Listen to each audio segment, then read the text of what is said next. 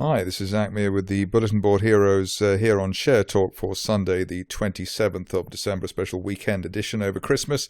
For those of you who may be missing the stock market, just 2 sleeps to go now before we resume hostilities. Starting off with AFC Energy, where we've had this incredible vertical move for the stock since the middle of last month. 4 gaps to the upside in recent sessions. I don't think I've ever seen anything like that before in my life, which is quite amazing. Here we've got the current situation at the moment, the gap higher on Christmas Eve. The resistance prior to that was at 60p, so above 60p on an end-of-day close basis, looking towards that November resistance line projection, currently pointing as high as 80 pence, hopefully over the next couple of weeks, or the way things are going in the next couple of days.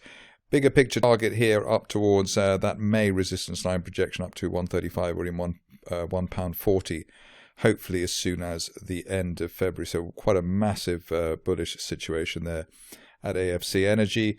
At this stage, if you're worried about the downside, already back below the floor of this November trend channel at 52 pence, really delaying the upside scenario. But ideally, we head directly towards 80 pence in the first instance.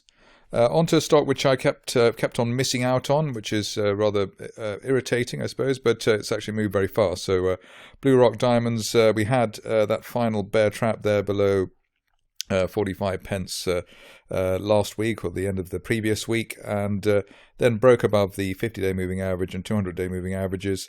Nice move to end the shorter session on Thursday with the gap higher, which suggests that we really are revving up for quite a big move.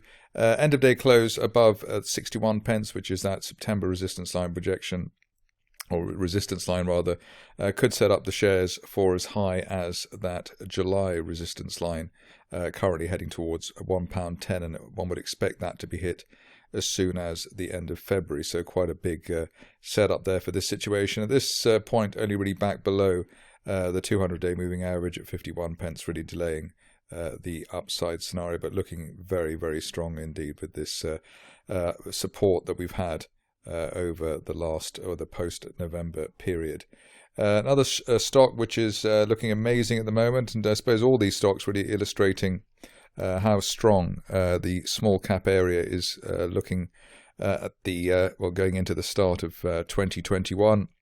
Here with DX Group, we've got this break to new resistance here. We've got this rising trend channel which has been in place since August, climbed along the bottom of the channel there over the post-November period, and now breaking up through 30 pence.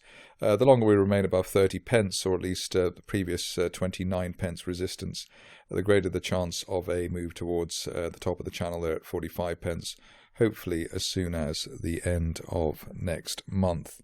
Moving along to another very bullish situation. I wasn't expecting to see so many at this point, but I suppose it is the most bullish time of the year normally for the market. Here another rising trend channel, very steeply rising trend channel on the European metals holdings. Floor of the channel running through 50 pence at the moment, and while we remain above that, looking towards 77 pence, which is that October, to the top of the October trend channel, hopefully well before the end of next month.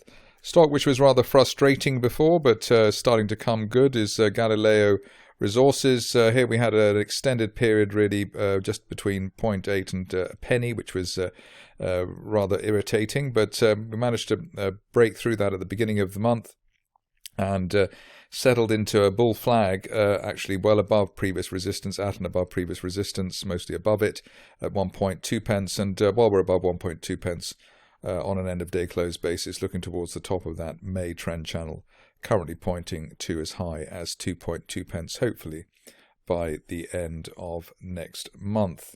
Moving along to a more obscure situation, but one that has its fans, I-Nexus Global. Here we've had an extended basing for the shares, I suppose since May. Another one of those frustrating situations with the full storm moves. There was one in September, then also in October. On this occasion, they were rather more optimistic that we'll finally have the big breakthrough.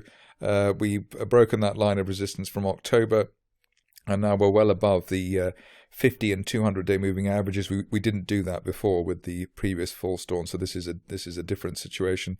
Above the 50-day line at 5.3 pence, looking towards that July resistance line projection at 11 pence, hopefully as soon as the end of February, maybe even by the end of next month.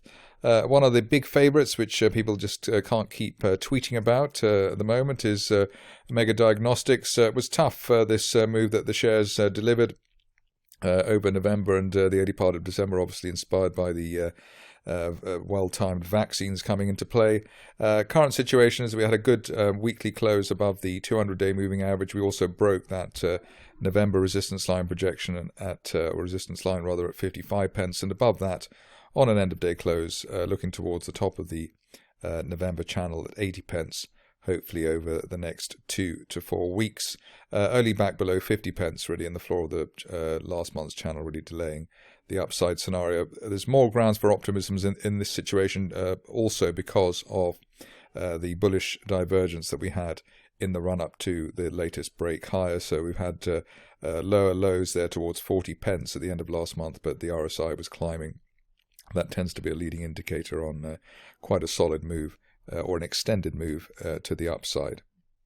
Next up, a stock which I haven't covered quite some time, and you can probably see from the chart why not. Another of these extended consolidation situations, but Thursday was the first time in many months that we managed to close above the 200-day moving average at 39 pence on Pennant, and hopefully that will be the signal that we can head towards 55 pence at the top of the rising June trend channel, hopefully by the end of next month. At this stage, only really back below the 50-day line at 36 pence, delaying the upside scenario. One of the best IPOs of the year in terms of the share price move that we had since then is Pensana. We could argue that maybe the shares were floated a bit too cheaply, but the market seems to be rectifying that at speed, and the latest break last week of this October resistance line at 75 pence underlines that. Hopefully we're heading towards £1.15, which is the top of the July trend channel, hopefully by the end of next month, and particularly while we hold above November resistance at 80 pence. So looking pretty solid there for Pensana.